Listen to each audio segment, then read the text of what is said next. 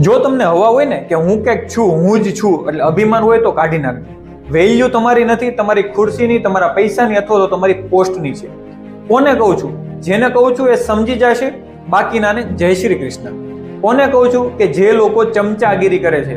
બોસને જે વસ્તુ ચાલતી હોય, પેલો છોકરો આમ કરે છે, પેલી છોકરી આમ કરે છે, મેનેજર છે, એની નીચે કામ કરતા લોકો છે, આવા લોકોને થોડીક પોસ્ટ ઉપર હોય એટલે એની નીચેના લોકોને દબાવે છે.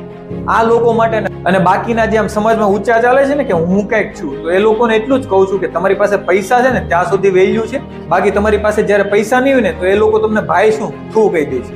અને બાકીના જે મેનેજરો છે એની અંદર જે કામ કરે છે એ લોકોની માટે ખાસ કે તમને જે સરસર કહે છે, એક વખતે તમારી પોસ્ટ જશે ને, તમારી જે ખુરશી છે એ જશે ને, તો તમને ભાઈ પણ નહીં કે ગાળું દેશે.